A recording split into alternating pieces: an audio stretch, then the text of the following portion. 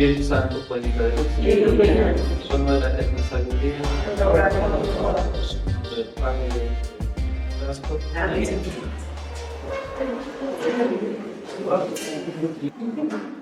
Vamos pues a terminar nuestra materia de moral social. Ya vamos en la página 10. Vamos a la página 10 donde dice la caridad, fruto básico y fecundo de la moral. La caridad es el eje, ¿verdad? Donde se mueve toda la moral. Ahí la tenemos que soportar, ahí la tenemos que humillar en la caridad. De hecho, Código de Derecho Canónico, se me olvidó traer el Código de Derecho Canónico. El Código de Derecho Canónico, que son las normas de la Iglesia, que es la ley de la Iglesia, podríamos decir que tiene una relación muy estrecha con la moral. De hecho, hubo un momento donde la ley y la legislación de la Iglesia y la moral estaban juntas, pero posteriormente se vio conveniente separarlas. ¿Desde cuándo existe el Código de Derecho Canónico? ¿Alguien sabe? El Código de Derecho Canónico es muy reciente, aproximadamente, si mal no recuerdo, nació como en 1913 por allá, el primer Código de Derecho Canónico. El segundo fue la traducción ya del Concilio Vaticano II, nace como en 1983 por ahí, ¿sí? Entonces, realmente reciente. ¿Por qué? Porque anteriormente los concilios que se celebraban al final tenían una parte donde se ponían leyes, ¿sí? Al final de esos concilios. Entonces, por ejemplo, el Concilio Vaticano II, que no se acabó, se interrumpió por la guerra en Italia, al final debería de tener así como cánones, así le llamamos, ¿sí? Que son las leyes de la Iglesia. Entonces, cada concilio tenía sus leyes, entonces no había un código como ahora lo conocemos. Entonces, el código realmente es nuevo. Les digo, se separó la legislación de la moral. Pero al final el Código de Derecho Canónico dice que todo lo que ahí viene, el último canon dice, todo lo que anteriormente se ha expuesto, aplíquese siempre y cuando se observe en primer lugar la salvación de las almas, que es la norma suprema de la Iglesia. Entonces, todo ese librote, si ya se trató de se los trae, todo ese librote, todas esas leyes que ahí vienen, ¿sí? Tienen como número uno la salvación de las almas, y por lo tanto se apoya en la caridad. Si no, de nada nos sirve todo ese librote. ¿Sí? Vamos a ver entonces este tema. Nos ayuda con el primer párrafo. El eje de toda la moral cristiana es la caridad, porque es el mismo Jesús que resumió el qué hacer de sus seguidores en el único precepto del amor a Dios y el amor al prójimo. El discípulo de Jesucristo busca hacer del otro su prójimo, amar a Dios en el otro y al otro en Dios. Acuérdense que Jesús dice, la ley y los profetas se sintetizan en amar a Dios sobre todas las cosas y al prójimo como a ti mismo. La parábola por excelencia para vivir la moral social es la del buen samaritano. ¿Sí? Una parábola preciosa, excelente, y que alguna vez también ya leímos aquí y que ya analizamos, ¿se acuerdan? Entonces, esa parábola también nos da mucha luz en qué hacer en nuestros deberes o con respecto a nuestros deberes sociales. ¿Sí?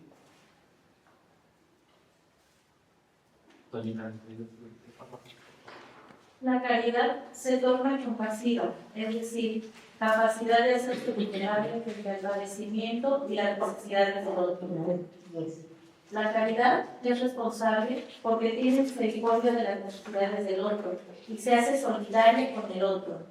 Justamente por eso el necesitado llega a ser el diferente privilegiado de la caridad, porque en el necesitado la caridad se presenta como gratuita y auténtica, reflejo y expresión del amor incondicional de Dios hacia la persona. Vamos a la raíz de las palabras, compadecerse. ¿Qué significa compadecerse? Padecer con el otro. ¿Sí? Padecer con, exactamente, con el otro. Entonces ahí es donde nos mostramos realmente en hermanos del otro. Cuando vivimos la caridad, cuando nos compadecemos de él. Y no nada más en las exposiciones que se dan, también en las alegrías. Ahí nos compadecemos nosotros, nada más que luego la palabra ha tomado una connotación más bien negativa. Pero si yo me alegro con alguien que quiero, o alguien que no conozco y vemos que está alegre y feliz, y a mí me causa alegría, me estoy compadeciendo con él. ¿Sí? Estoy compadeciendo. Y luego, muy importante, mucha atención. El necesitado llega a ser el referente privilegiado de la caridad. Y otra vez les he dicho, pero no es exclusivo. ¿Sí? ¿A qué me refiero con eso? De que no nada más el que vive en la miseria, no nada más el pobre se va a salvar, y no nada más por él tenemos que trabajar. Los ricos también lloran.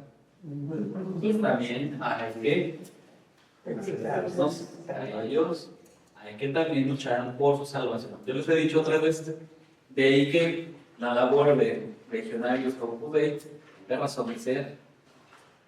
Lo malo es cuando a veces ya se hace exclusivo también la atención a las personas en mucha manera, ¿verdad? Sí, donde ya también entramos en un ámbito cerrado. Entonces, quitando que no es santo, quitando que no es. Entonces, todos tenemos derecho a la salvación y tenemos que luchar por todos, pero sí tienen un lugar privilegiado los pobres, los necesitados. Pero muchas veces los pobres y los necesitados, como que se saben que la gente se apiada para decir, Aprovechan. se aprovechan. Sí, sí, aquí, acuérdense que ya vimos todo lo anterior, ¿verdad? Viene nuestra libertad, viene la conciencia, viene la responsabilidad. Entonces, entra en juego la libertad de todos, la libertad de todos. A veces yo veo a alguien pidiendo en la calle, yo simplemente por ciertas actitudes, ya teniendo, ¿verdad?, experiencia, puedo a lo mejor saber si realmente está necesitado o no.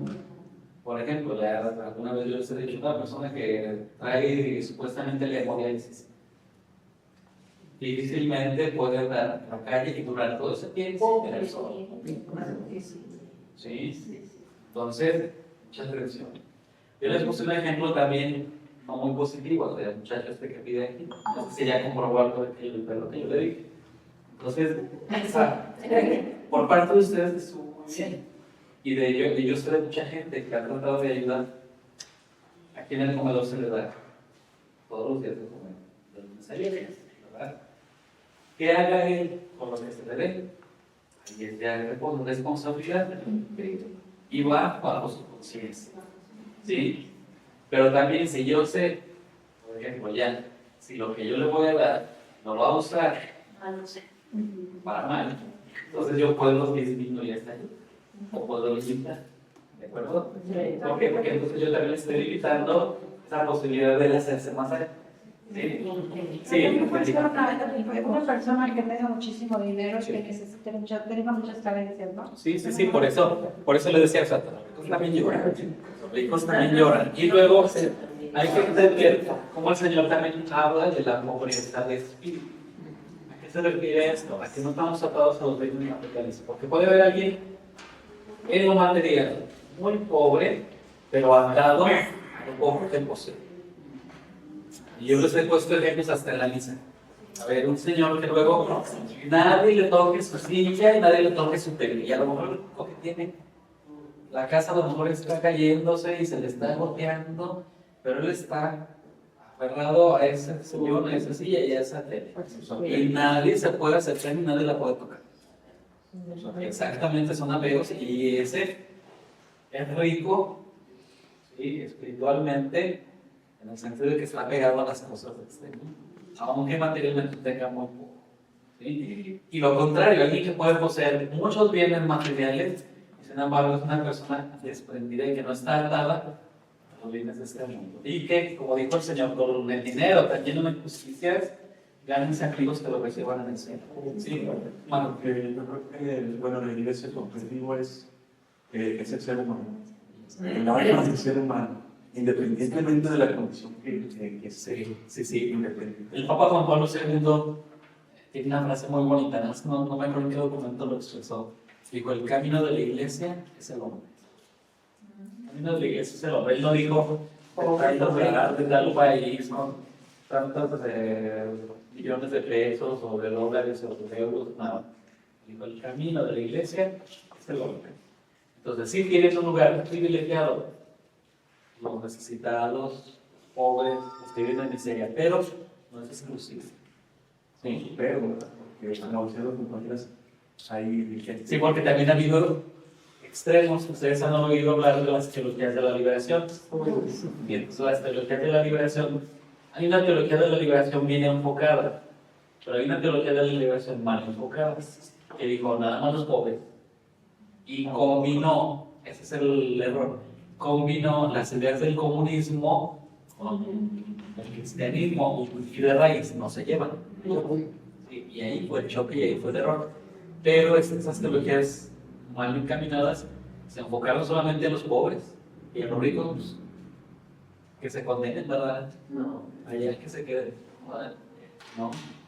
Y en ese mundo de teologías de la liberación mal enfocadas, hubo mucha gente inmersa, o sea, tanto laicos como religiosos, como religiosas, como sacerdotes y hasta obispos. Aquí en México tuvimos un caso muy triste de un obispo de Cuernavaca, de Salceo, ¿sí? Que incluso por ahí el ejército mexicano aparentemente habría que poner ahí el pero o a ver si es cierto, porque también en ese entonces se encontraba un arsenal de armas en el sótano de la catedral de Cuernavaca. ¿Por qué? Porque era la lucha de clases, ¿verdad? Y era como la reivindicación de las clases sociales bajas, la liberación del proletario. O sea, ideas comunistas totalmente. Sí. Tenemos otro caso un poco más equilibrado, también muy controvertido, pero más equilibrado, Samuel Ruiz, que fue ya más de los 80, hasta lo llegaron a ver. Aquí a Aguascalientes yo lo conocí una vez que vino a una conferencia. Le digo un poco más moderado, más equilibrado, pero también controvertido. ¿Por qué? Porque también ahí defendían de cierta manera las teologías de la liberación mal enfocadas. A nivel mundial, una persona muy controvertida y a la fecha vive, Leonardo Boff, brasileño, y su hermano Clodovis Boff. Sí, muy controvertido, en el sentido de que ellos promovían mucho esto, ¿verdad? De la teología de la liberación, pero mal enfocada. Al último ellos terminaron dejando el ministerio. Ya estos se casaron con un ex monastra. Entonces ahí vemos cómo se pierde la identidad. Sí, cómo se pierde la identidad.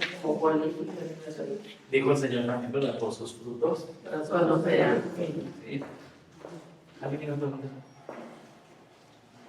Bien, entonces continuamos. La caridad no solo se expresa en las relaciones interpersonales, sino también busca aquellas dimensiones sociales capaces de posibilitar y facilitar relaciones interpersonales de fraternidad. La caridad se hace realidad histórica y encuentra su expresión privilegiada en la defensa de los derechos de los empobrecidos. A través de la expresión privilegiada. Pues no es posible, no es la única manera. Entonces, luchando por los derechos de los empobrecidos. Ahorita en nuestro país, ¿cómo están los bolsillos? Los llaman de casa. Porque pretenden de todo. Y dicen que no estamos viendo las cosas positivas. Luego yo en el seminario, aquí no, en esta parte no la puse porque bueno, en el seminario tengo 2 semestres para la materia de moral social. Me un semestre y luego de vacaciones y sabe cuándo nos perdimos de algunas clases. Pero yo siempre les digo a los muchachos, mucha atención, porque luego también nuestros gobernantes y a nivel mundial eso se hace, se presentan cifras muy bonitas, pero se habla del bien total, no del bien común, y no es lo mismo. ¿Qué es el bien total? Por ejemplo, nos pueden decir aquí a México entraron no sé cuántos millones de inversiones y de empresas y hubo tanto dinero que entró a México. Ese es el bien total, ¿verdad? O sea, estamos viendo los números así netos de cuánto se invirtió cuando entró. Pero ya cuando vemos el desglose de ese dinero, vamos a ver que con un 70% se fue a las secretarias de Carlos Slim. Entonces, bajó ese dinero a cada uno de nuestros hogares, bajó ese dinero a cada una de las personas. Entonces ahí estamos hablando de cómo hacer que nos llega a todos. El bien total son los números fríos y secos. Entonces a veces los políticos se enfocan a dar números fríos y a expresar el bien total, pero nunca hablan del bien común. ¿Sí? Entonces digo, sí ha habido cosas positivas en este sexenio, pero ¿qué tanto lo estamos sintiendo acá cada uno? Yo creo que no sé. Ayer estaba escuchando hoy en la mañana, no recuerdo noticias, que decía, el aumento del salario que se dio en diciembre ya se pulverizó, o sea, que lo dieron ya no se va a dije, pues apenas se dieron cuenta. Es que ahora se les hizo mucho, porque antes subía un peso, unos 60, y creo que ahora subió 8 o 10 pesos. Y dijeron, no, mucho, pero todo lo demás que subió. Sí, Pero fíjense que, curiosamente, el que no haya subido tanto el salario detuvo la inflación. Sí. Que ahorita se disparó, y eso no, el presidente no lo dice, pero lo sabemos por los analistas políticos. La inflación ahorita está elevadísima. Pero sí, Histórico social de la caridad ha recibido el nombre de justicia en los documentos sociales de la Iglesia. La justicia parece tener dos objetivos: la abolición de las desigualdades entre clases, sectores y pueblos, y B, el crecimiento de los recursos globales de la sociedad. mucha atención también con esto. Yo creo que ver casi que palabra por palabra. La abolición de las desigualdades entre clases, sectores y pueblos no es lo que propone el comunismo. ¿Sí? Porque el comunismo decía todos igualitos. Pero eso es antinatural. A mí yo alguna vez se los dije, vean los Infonavit. El Infonavit, las viviendas, son de inspiración comunista. Entonces todas las casas pintadas igual, del mismo tamaño. Pero a los 2 meses, ¿qué pasa? Ya le pusieron la protección diferente, ya le pintaron la puerta de otro color, ya pasados como unos 6 o 7 meses, ya mi departamento ya lo pinté diferente a todo el edificio. ¿Por qué? Porque el hombre naturalmente suele buscar la diferencia con los demás. ¿Sí? Les digo, luego en el seminario, no más tiempo, vemos más profundidad estos temas. Entramos aquí al tema de la propiedad privada y cómo conjugarlo con otro parámetro u otro término que se maneja desde la teología: el destino universal de los bienes de la creación. ¿A qué nos referimos con eso? Cuando Dios creó el universo, se lo entregó al hombre y le dijo, tú lo tienes que cuidar, ¿sí? Tú lo tienes que guardar, que lo cultivas. Exactamente. Entonces, a todos nos dolió, a todos. Pero tenemos que conjugarlo con el otro término que es la propiedad privada. ¿Qué cachito me va a tocar de todo lo que Dios nos dio? Eso va a depender de los méritos que yo haga, del trabajo que yo realice, a lo mejor hasta de la herencia, o a lo mejor de que yo me lo haga, o a lo mejor de que yo me lo haga. ¿Sí? De esa manera yo puedo acceder a la propiedad privada. Entonces, eso respeta la diferencia de cada uno, las cualidades de cada uno, pero también busca que todos tengan acceso a la propiedad. Y para esta Entonces, no estar accediendo a la propiedad de la manera lícita, que es como el trabajo, no, eso no es real, eso no procede, ¿sí? Pero yo creo que desde el principio de los tiempos siempre ha habido gente que hace más. O sea, hay gente que tiene la capacidad de generar más. Siempre hay unos recachotes de Mesopotamia, de todos esos tiempos. ¿Por qué? Porque a lo mejor tenían más habilidad mental.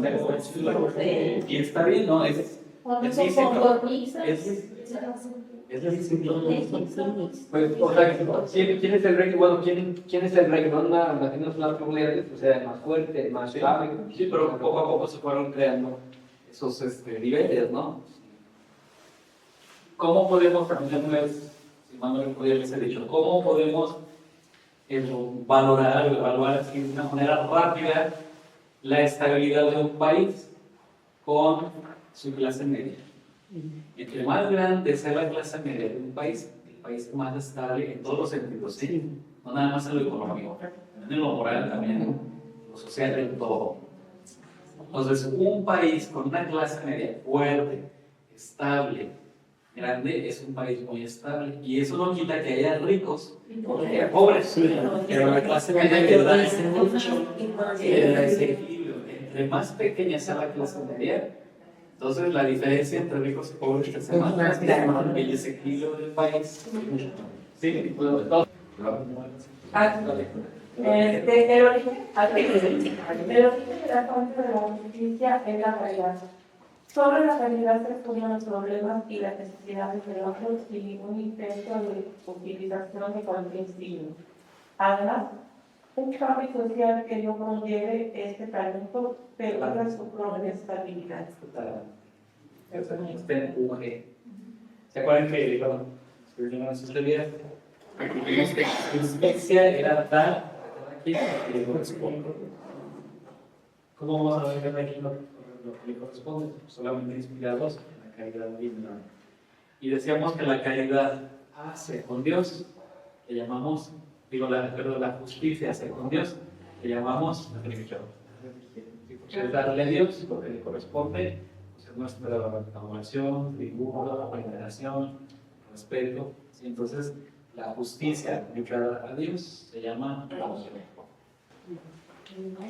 ¿Una simple para ¿Querías explicar por estabilidad? El surgimiento de una nueva humanidad significa la aparición de nuevos hombres y nuevas mujeres, pero a la vez, con el mismo peso, hay que subrayar que la auténtica caridad se expresa en la justicia, porque la justicia es el rostro social de la caridad. Entonces, el eje de toda la moral es la caridad. Pero su expresión, o sea, ¿cómo la podemos palpar? Como es de la justicia. ¿Sí? Angelina. El surgimiento, la solidaridad, sí, la solidaridad como concepto operativo de la caridad, de un amor que también busca ser efectivo, también se presenta como una categoría ética relevante para nuestros tiempos. Y es esta palabra de solidaridad, que se hizo de moda en el 85, y tiene sentido así profundo la doctrina cristiana. Sí. Y ahora con el sismo del año pasado, otra vez se retomó. Sí. Entonces, la verdad del hombre que cayó desde las no. Caminar, darle apoyar. Sí, no puedo leer. Sí, ¿qué significa ser solidario? ¿Qué significa ser solidario? Significa compartir la carga de los demás. Ningún hombre es una isla. Estamos unidos, incluso cuando no somos conscientes de esta unidad. Nos une el paisaje, nos une la carne y la sangre, nos une el trabajo y la lengua que hablamos. Sin embargo, no siempre damos cuenta de estos vínculos. Cuando se viva la solidaridad y se despierte la conciencia, aparecen entonces el lenguaje y la palabra. En este instante sale a la luz todo lo que hasta entonces estaba escondido. Lo que nos une se hace visible para todos. Y entonces el hombre carga sus espaldas con el peso del otro. La solidaridad habla, llama, grita, afronta el sacrificio. Entonces la carga del prójimo se hace a menudo más grande que la nuestra. Así el discípulo de Cristo observa su ley. Bueno, ¿verdad? De verdad, como la solidaridad. Pues aquí en nuestro país es siempre la raíz de todos nuestros males. El segundo vista adelante, pues es el pecado. ¿Sí? Pero véanlo por todos lados de la Ahora en días pasados, esta que ha pasado un reportaje de un edificio de esos que se están cayendo, que la gente sigue viviendo por la calle. Y se preguntaron los artistas, nuestros paisanos de Estados Unidos, nosotros, ¿dónde está? ¿Dónde está? Bueno, pues a esas personas que están viviendo en la calle, que su edificio se les está cayendo, por fin les permitieron entrar a ver qué rescataban de sus casas. Las casas vacías. Les habían robado lo que se había quedado dentro de sus casas. ¿Quién se metió? ¿Cómo se metió? ¿En qué momento se metieron? Cuando ellos están haciendo vigilancia. Está haciendo Y bueno, y esa gente obviamente no está viendo la solidaridad. Pero nuestros políticos, ¿qué están haciendo? Después de como un mes y medio, estaban apenas haciendo el proyecto de ley para apoyar a los damnificados. ¿Cómo es posible cuando se activa un plan de N3? Y después es que es rápido, ¿verdad? Se supone que por eso es para que fluyan rápido los recursos. Pasan esto. Los sociales se resumen en el principio y mandamiento evangélico de la caridad. La caridad es una de las normas éticas fundamentales para la vida social. Así pues, el ejemplo de Jesucristo, recogido por la mejor tradición de la Iglesia, brota de la radicalidad de la caridad cristiana, la grandeza de su aliento y el heroísmo de sus gestos siempre Siendo el testimonio. pero en la sociedad civil es preciso afirmar ese plus de atención personal, que no siempre puede ser ofrecido por las instituciones encargadas de promover y tutelar la justicia. Sí. Ahí es donde encontramos la diferencia entre el altruismo y la caridad cristiana, ¿verdad? Externamente se pueden ver muy semejantes, igual, pero para nosotros es ver al mismo Jesucristo, el pobre o el hermano que ayudamos, el hermano que está en desgracia. Y el altruismo lo hace simplemente por cumplir con un deber social, o porque está trabajando en el gobierno, o porque está en una sociedad caritativa, pero no está revestido de la caridad cristiana. ¿Sí? La Madre Teresa tenía una frase muy famosa, dice, ama y haz lo que quieras. Así es la Madre Teresa. Ama y haz lo que quieras. Así es la Madre Teresa. Ama hasta que duela. Sí, bueno, pero ahí se resume esto mismo que estamos viendo, ahí se resume. El amor nos hace todo lo que puede ser, todo. No se supone que Ama hasta que duela, ama y haz lo que quieras. Ama y haz lo que quieras, es de aquí más. Haz lo que quieras, da hasta que duela. Ama hasta que duela es de la Madre Teresa. Ama ya lo que quieras, pues San Agustín. Sí. Me parece que sí. Sí. Sí, gracias. Sí, tiene. La Madre Teresa que interesa. Ella es de como de raza No, ella era de raza, era de acá de los Balcanes. Creo que era de Serbia. Sí, y entra al convento primero con las religiosas de Loreto. Y luego su congregación tenía casa en la India, Calcuta, y ella ve la película, sí es la primera de su vida. Entonces ella empieza a ver que lo que estaba haciendo no la llenaba. Y no es que esté mal, por eso hay diferentes vocaciones en la vida consagrada. Entonces la vida contemplativa tiene un papel fundamental en la vida de la iglesia. Y las monjitas de claustro. Y las de Loreto eran de claustro. Entonces ella empieza así como a esta obra de decir es que algo más puede hacer. Y Dios la llama a fundar las Hermanas de la Caridad. Pero porque ella estaba en la India, porque en la India fue donde le tocó ver todas estas diferencias entre las castas. Ahí todavía hay, en ciertas regiones hay todavía ese régimen, esa organización de castas. Entonces hay mucha diferencia entre los pobres y los ricos. Y es poca la clase media, es poca. ¿Quién nos ayuda con el siguiente campo? ¿De todo lo dicho? Sí, ¿verdad? De todo lo que se deduce que el ejercicio de la solidaridad y la caridad se hace realidad en el compromiso diario a favor de los pobres y los marginados. La caridad que ama y suple a la persona no puede jamás ser separada de la justicia. Una y otra, cada una a su modo, exigen el efectivo reconocimiento pleno de los derechos de la persona, a la que está ordenada la sociedad, con todas sus estructuras e instituciones. La justicia no viene a completar las deficiencias de la caridad, es la caridad la que viene a perfeccionar el itinerario de la justicia. Esa perfección tiene su origen en Dios y encuentra sus mediaciones en la colaboración humana, una colaboración que necesariamente ha de ser personal. Entonces tiene que haber un compromiso de cada uno, pero también tiene que haber estructuras que motiven, que propicien la caridad. Porque también hay estructuras de pecado. ¿Sí? Entonces ahí es donde hablamos de la moral social. La moral social tiene como objeto de estudio el grupo. ¿Sí? Pero un grupo que desarrolla relaciones interpersonales, no una masa. Por ejemplo, cuando va uno a un concierto, es una masa, donde no necesariamente hay relaciones interpersonales entre los que están ahí. Se acaba el concierto y cada quien se va. Pero no hay compromiso, no hay nada que trabajar para mejorar entre todos. Entonces, a diferencia, por ejemplo, de una parroquia, ¿sí? La parroquia sí es una estructura que motiva a trabajar por el bien común.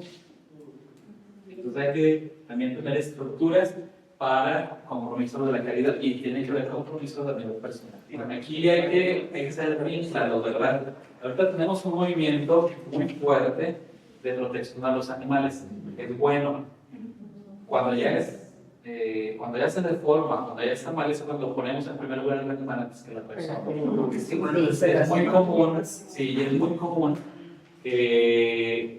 y muchos de los ambientalistas, gente que defiende el que la tortuga y que la mariposa monarca están a favor del aborto. Entonces, no digamos que las contradicciones, ¿no? Entonces, está muy bien, exactamente, está muy bien atender a los animalitos. A lo mejor ver esta parte que yo creo que mucho tiempo se descuidó. ¿Por qué? Porque nos ganó en la soberbia.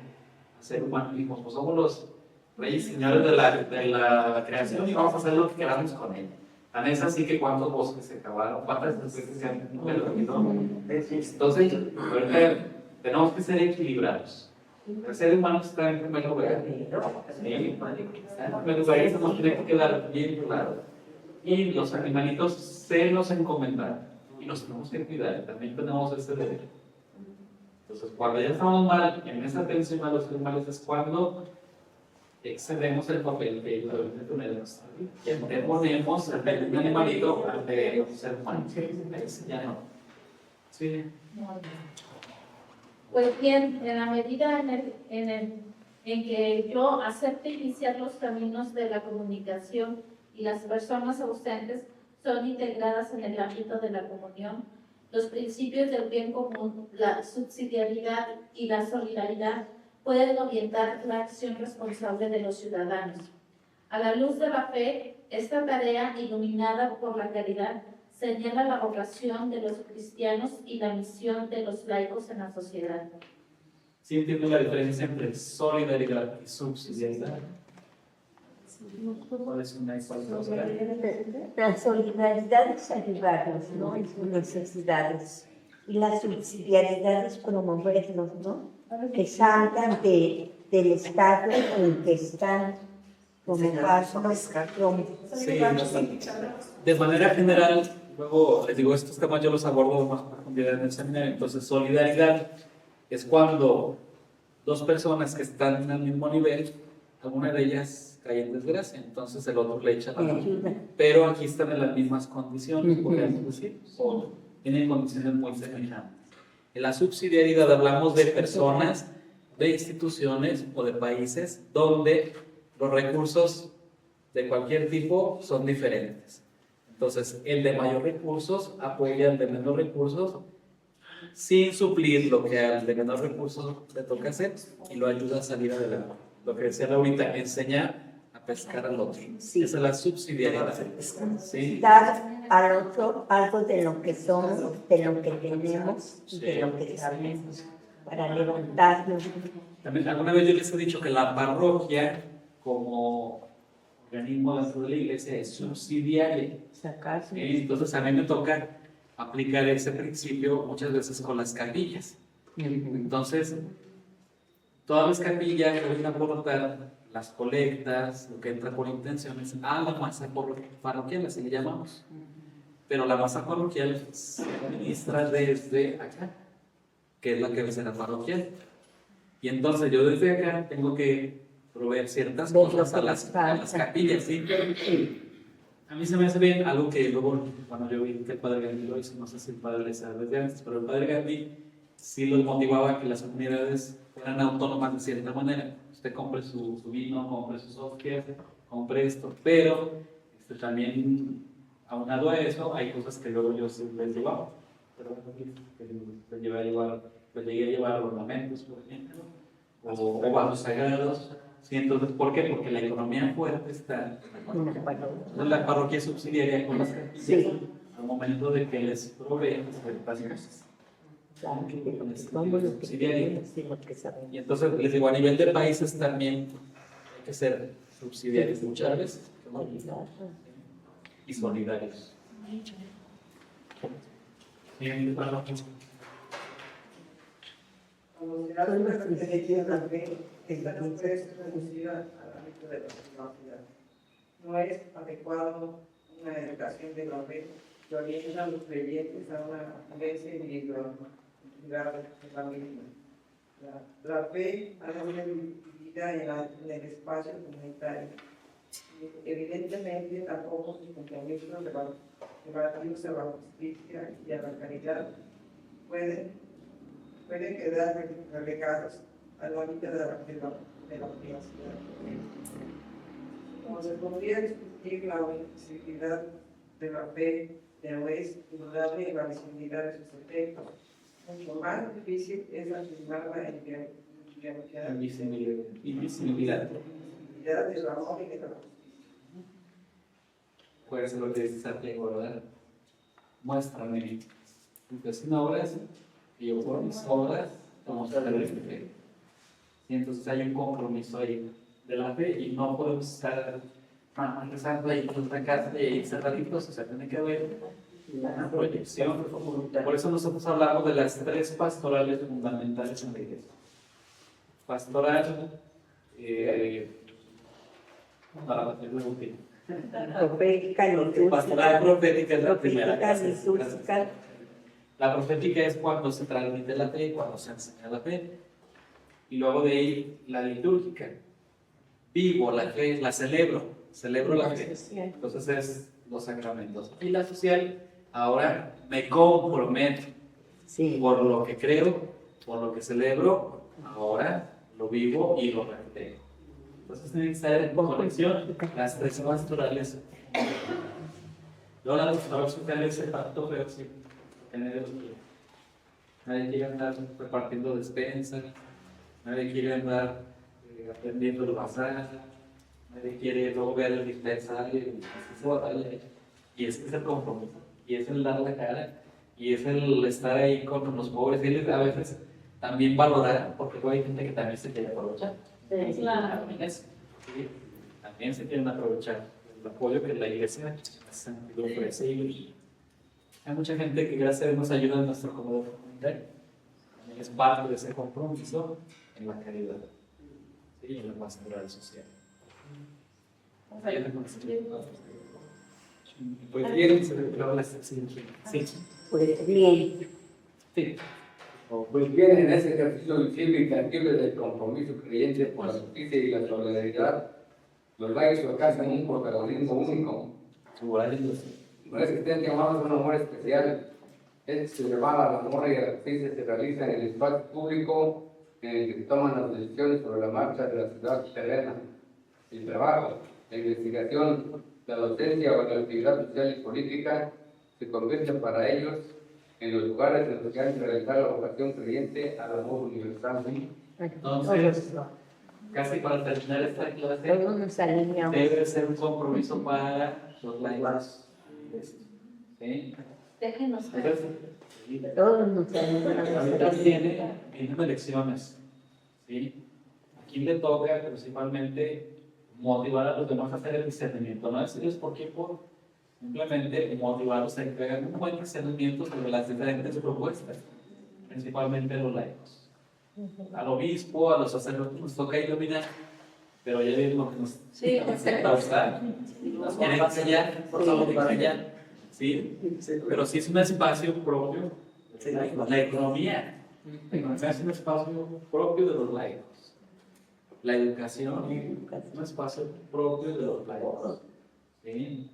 Entonces, vean, y ese compromiso se lo deben de dar en sus familias, en sus casas, en sus trabajos, en la escuela, donde se desenvuelve día a día, y tienen que manifestar la caridad, la justicia, la solidaridad, la subsidiariedad, el bien común. ¿Sí? Ahí es donde Son los principios de la doctrina social de la Iglesia. exactamente, o sea, viene el compromiso social, ¿verdad? O sea, la fe ilumina, la fe nos ayuda, pero también viene el compromiso en la sociedad. Por eso lo que decíamos ahorita, no se puede reducir a un individualismo, porque luego podemos caer en eso. Aunque esté compartiendo en redes sociales, no me puedo quedar en mi casita rezando, pero eso no va a solucionar los problemas del país. Exacto. Entonces, el compromiso principal, por ejemplo, usted tiene nietos y sus hijos ya se fueron de casa. Ya como quiera ya les dio lo que pudo y lo aceptan cuando vienen los nietos. Entonces, desde ahí, ¿cómo se les va a educar? ¿Qué aporta usted que granito de arena? Porque los principales responsables son sus hijos, sus nueras, sus yernos, pero ¿qué granito de arena aporta usted para la educación de esos niños de manera adecuada? Ese es el compromiso social. O en el negocio, ¿verdad? Que tiene la familia, cómo se vive la justicia, la subsidiariedad, la solidaridad. Ese es el compromiso social. ¿Sí? Con cómo se trata a los empleados. Exactamente, entonces ahí es donde viene el compromiso social. Entonces, nuestra oración es fundamental. Sabemos que la oración mueve montañas, pero vamos a lo que aquí también dice: ¿cómo se refleja? ¿Qué actitudes hacen visible el compromiso? ¿Sí? Es lo que dice Santiago. También Rosario movido muchas veces cosas como tipo guerras de esa fuerte, ¿no? Que no es lo único, pero que sí es muy importante. Sí, o sea, no vamos a descuidar la oración, porque luego podemos caer en el activismo, y que es un activismo hueco, porque no está sustentando la oración. ¿Sí? Y ese es un riesgo, por ejemplo, para los sacerdotes. Luego andar corriendo todo el día, y ya no es ni a veces ya no es Que de las obras completas. cuando fíjense, por ejemplo, lo que señalábamos hace rato de la película de la liberación mal enfocada y mal entendida, había padres que se metían tanto a la acción social, o sea, meterse por los grupos, que ya estuvieron a misa todos los días. Pues como la película que vimos el otro día, el padre era muy diplomado, pero no es objetivo. Sí, la de secreto de confusión, exactamente. Se pierde la identidad. Entonces, tenemos que cuidar mucho nuestra oración como cristianos, como hombres y como mujeres de fe, pero también esto debe reflejarse en un compromiso social. ¿Sí? Decían ser hombres y mujeres del mundo en el corazón de la iglesia, y ser hombres y mujeres de la iglesia en el corazón del mundo. Ahí es nuestra acción. Decimos ser hombres y mujeres de oración, orar y actuar. ¿Cuál es la regla de San Benito? Ora Y la actuar. Yo les dije desde el principio, ¿verdad? ¿Cómo estaba equilibrado, cómo está equilibrada la regla benedictina? La vida repartida en 3 actividades principales: orar, trabajar y descansar. Entonces son 8 horas de descanso, 8 horas de trabajo y 8 horas de oración. Esa es la vida de los hombres. Se sintetiza en 8 por 3. 24. 4 horas. Pero nosotras hacemos las 8 horas de oración. Por eso es que ellos al vivir en el monasterio de esa manera lo equilibran. ¿Sí? Y esa sería la idea. Sí, pero difícilmente. Trabaja Dios como parcero. Nada más que mucho cuidado. El trabajo se hace, es oración con oración, porque si no es activismo. ¿Sí? Si tenemos oración de estar de rodillas, estar en misa y estar diálogo con Dios, entonces el trabajo se te convierte en oración. ¿Sí? El último párrafo, por favor, para terminar esta frase. Juan Pablo II señaló dos tentaciones a las que no siempre han sabido sustraerse los laicos: la tentación de reservar un interés tan marcado como por los servicios y las tareas eclesiales, de tal modo que frecuentemente se ha llegado a una práctica dejación de sus responsabilidades específicas en el mundo profesional, social, económico, cultural y político, y la tentación de legitimar la indebida separación entre fe y vida, entre la acogida del Evangelio y la acción concreta en las más diversas realidades temporales y terrenas. ¿Cuál es la primera tentación? Vamos a explicar. Los padres, son los padres, sí, y muchas veces los laicos se creen en eso, que un buen laico es el que nos da las malas pláticas prematrimoniales o prebautismales, o el joven que está en el grupo de apostolado, o que está en el coro, y que todo el día están aquí metidos. ¿Se acuerdan de la película de los tres huasteros? Sale una mujer que todo el día está en el templo y hasta que se enojan para decir que la corren. Porque los chiquillos peleando en la calle, esa no es una cristiana auténtica y verdadera, ni mucho menos es una buena cristiana. No está cumpliendo con su primer derecho, es educar a los hijos. La familia. Que estar con la familia. En su casa. Entonces, esa es una tentación en la cual podemos caer. Les digo, los padres a veces también eso pensamos, ¿eh? Un buen laico es el que me está apoyando nada más en los grupos de apostolado. No. El laico, más valioso en cuanto más cumple con sus deberes, las cosas terrenales. ¿Sí? Porque ahí es donde debemos de llevar el anuncio del evangelio. Ustedes como laicos les toca eso. ¿Cuántos católicos cristianos han brillado en el mundo de la política? A nivel mundial hay muchos, y busquen y verán. La reina Isabel, ella fue política y católica, y su compromiso de cristiana y su compromiso bautismal lo ejerció en el poder. No, catoliquísima, la reina Isabel. Sí. Santo Tomás Moro, ¿sí? De hecho, es el patrono de los políticos, que murió al enfrentar a Enrique VIII, pero un hombre que ejerció su ministerio, ¿sí? Fue el canciller, iluminado por los consejos evangélicos. Hay un hombre, Pedro Moreno, de Ecuador, y un poco más actual, también excelente. Aquí en México está, ¿cómo se llama? Vasconcelos, que fue secretario de Educación. Vasconcelos, él fue un católico comprometido muy bueno. Sí, y no llegó a ser presidente de la República porque desde entonces ya había los fraudes electorales. Él iba a ser presidente de la República por ser un fraude. Y ya así como de propio de González no lo hicieron secretario de Educación. Sí, pero un hombre muy bueno, muy comprometido y católico. Entonces les digo, hay varios ejemplos, pero necesitamos más de esos. Necesitamos que los jóvenes entren a la política. Y la otra tentación, la última, ¿verdad? La separación entre fe y vida. Y es triste, de verdad, el corroborar esto en personas que son muy católicas, que comunión todos los días, de misa también, asidua, parte de grupos apostólicos, pero que lleguen al consultorio, si es un psicólogo, me ha tocado ese caso que es mucha tristeza, está el consultorio médico que dice, de la puerta para acá yo soy el psicólogo, soy el médico y yo digo lo que quiero. Y adentro del consultorio, todo se vale. Todo se vale. O sea, mezcla teorías psicológicas que van en contra de las aplican ahí. Y las aplican.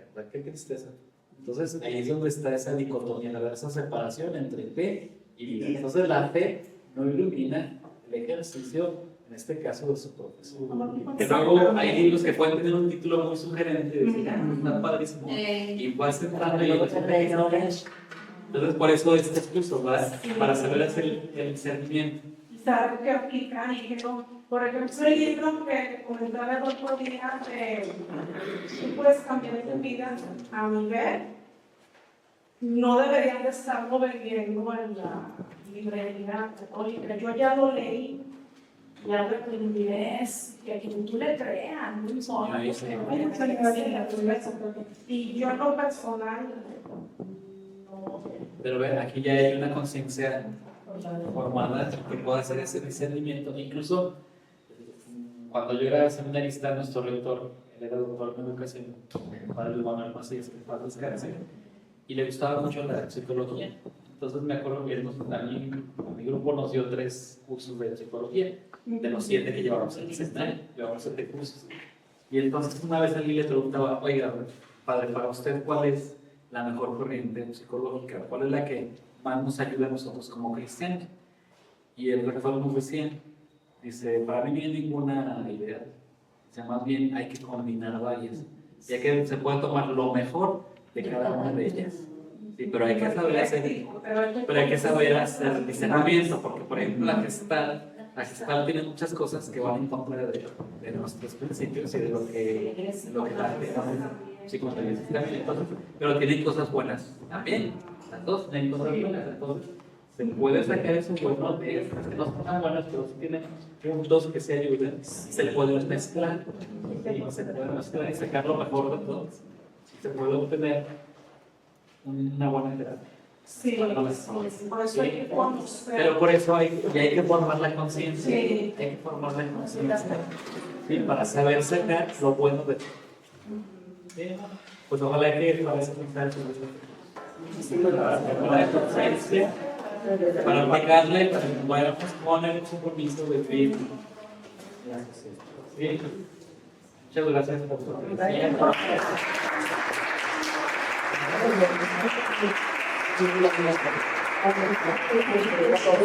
Gracias, Señor, por los beneficios, a ti que vives y reinas por los siglos de los siglos. Amén. Señor, esté con ustedes.